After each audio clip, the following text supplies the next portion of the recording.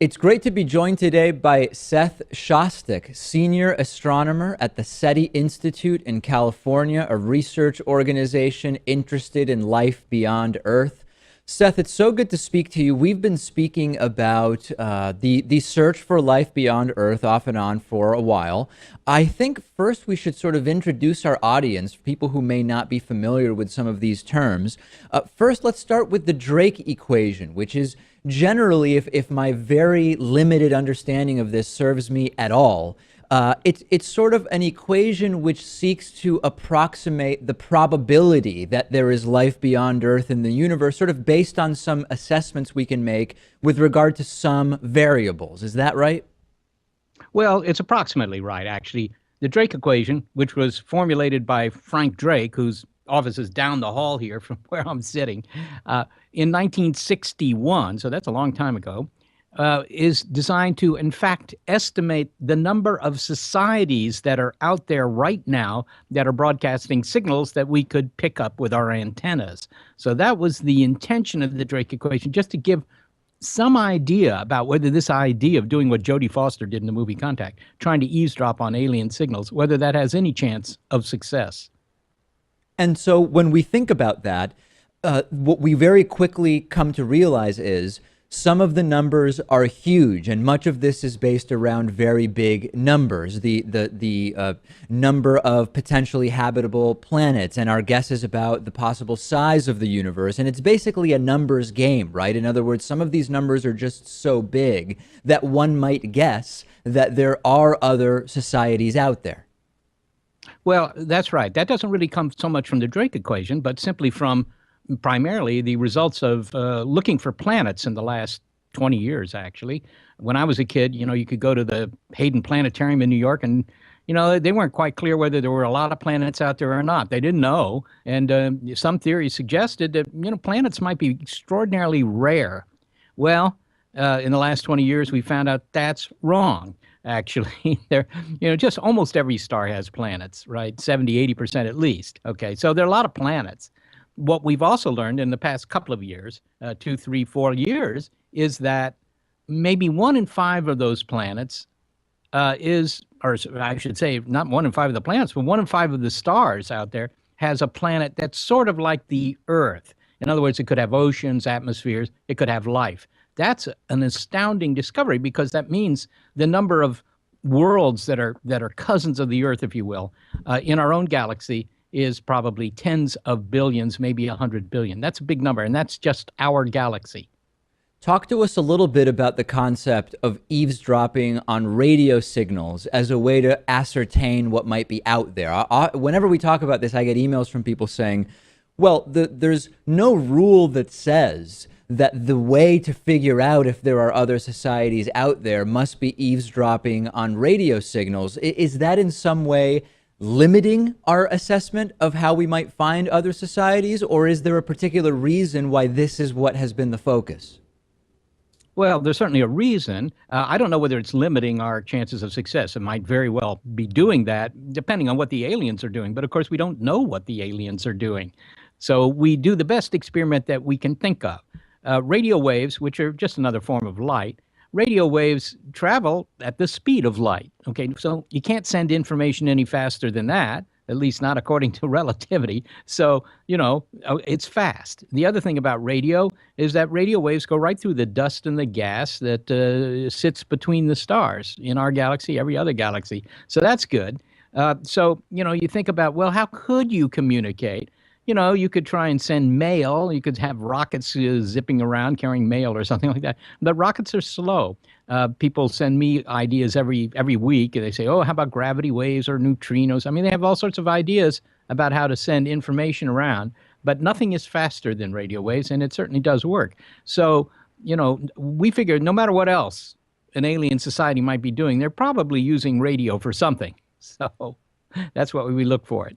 Let's introduce our audience to another side of this discussion, which is the Fermi paradox. And although I've attempted to explain it in the past, since we have you here, I might as well allow you to explain what the Fermi paradox is in a way that is likely far clearer than the way I'd be able to explain it. Well, this is a reportedly due to a comment that was made by Enrico Fermi, who was a famous Italian-American physicist. Back in 1950, he was having lunch at the cafeteria at Los Alamos Labs down in New Mexico, apparently. And, he said to the two other physicists who were eating lunch with him, he said, well, so where is everybody? Now, what he meant by that was not, why didn't other people join us for lunch? But he had simply done the very simple calculation in his head about how quickly any society that was advanced enough and interested enough to colonize the Milky Way galaxy, how fast they could do that. They could do it very quickly, 30, 40 million years. Now, you may not think that's very quick, but in terms of the history of the universe, that's a very short period of time. So I think maybe a useful analogy here would be to consider what happened after 1492. Columbus discovers the Americas, and within 30 years, there were Spaniards all up and down the coast of, certainly South America and parts of North America as well. Okay, so that went very, very quickly. Once you started a little bit of colonization, it was fast. That's what Fermi was saying. He said, look, the universe has been around since the Big Bang. There's been plenty of time for any advanced society to colonize the galaxy, and yet we don't see any evidence of that. We don't see aliens everywhere. So, where are they? That was his comment. And that's become known as the Fermi paradox, because you expect to see a lot of alien activity and you don't.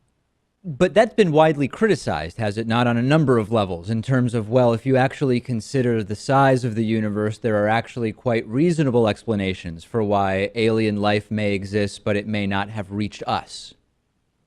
Well, there are certainly lots of explanations. You're quite right about that. Whether they're reasonable or not depends on who you are. I mean, how you feel about it, because some people, you can argue that, well, it takes a lot of energy to send a rocket ship from one star system to another and colonize its planets, and maybe nobody's interested in doing that. I mean, that's alien sociology, about which we know very little. So you don't really know whether they consider it too expensive or not. And I think that the strength of the Fermi paradox mostly lies with the fact that not every society has to eventually want to colonize. It's good enough if just one of them in the whole history of the Milky Way galaxy, if just one of them decided to do it, then you would see the results today. That's kind of the argument.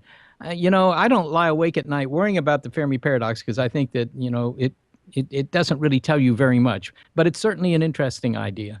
I've read a little bit about the suggestion that has been made, and I guess I'll leave it at calling it a suggestion and allow you to elaborate, that maybe there is something that we humans on Earth have not yet learned about what happens when we become slightly better, or maybe somewhat significantly better than we currently are, at exploring the universe, that can hinder a society or potentially even destroy humanity. And that maybe that explains why, even if there are and have been many other societies in the universe, we've not heard from them, because when they get a little bit better than we are right now at sending signals out, so to speak, something really bad happens. What do you think of that?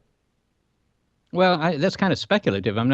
Without knowing what sort of things might happen, I can't really say that there's a lot of probability that it will happen. I mean, we're at a level now where we could, if we really tried, I suppose, obliterate Homo sapiens. I think that'd be hard to do, but there are people who think we do have that capability now, and we can broadcast into space, not terribly well, but pretty well, given that we've only invented radio 100 years ago. So I don't know about more advanced societies. They may have, more effective weapons, and maybe they wipe themselves out on a regular basis. Nonetheless, you're still stuck with this idea that, well, but do all of them do that? I mean, maybe 90% of them do it, but if there are 10% that don't, then maybe we should hear from those guys. So, this kind of, well, let's speculate about alien sociology. I mean, that's a lot of fun, but there are no data, so you don't really know anything about it. What's most exciting to you right now about what's going on at SETI? Well, to me, I think it's the development of new technology. That's almost always the case, because we haven't found a signal yet. But on the other hand, the speed of the search keeps getting faster. It keeps going up. And that's because of developments mostly in digital electronics. So we're going through the sky faster and faster all the time. And that means in the next 20 years, assuming there's money to do this, in the next 20 years, we'll be able to maybe do a reconnaissance of roughly 1 million star systems. I don't know if looking at 1 million of them for radio waves is adequate to find them, but sort of intuitively, it sounds to me like that might be the right number. If it is the right number, then we'll know something within 20 years.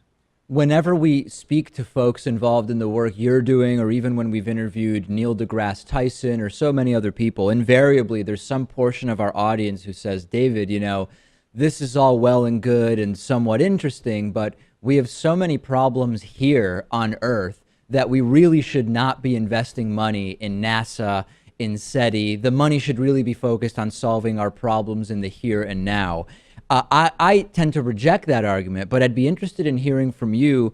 What is the case to be made for why actually doing this type of work and exploration and properly funding it actually does relate to the problems in the here and now on Earth?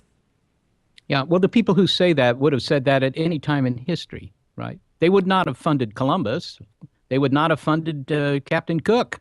The British Admiralty sends Captain Cook into the South Pacific, map all the islands, learn something about the cultures. It was exploration. They wouldn't have funded any of that, and those societies die. There's societies that don't do something in the field of exploration or research or something. Those all go away, right? That's the lesson from history. You can say, oh, well, we've got problems here. To begin with, SETI is not funded by the taxpayers. It's funded by donations, so it's not their money anyhow. But I mean, that's a technical point. I think the greater point, and one that really disturbs me when people say this, is that they would not have funded Mozart. Why should we pay for some guy to write music? We've got people dying in the streets of hunger, right? Why? Again, all the great explorers, they wouldn't have gotten their money, and you would just wait for somebody else to do that exploration, and then maybe you'd become a colony of them. I just think that the extension of knowledge is maybe the one thing we do that always has value. We've been speaking with Seth Shostak, senior astronomer at the SETI Institute in California. So great to talk to you. Thanks very much, David.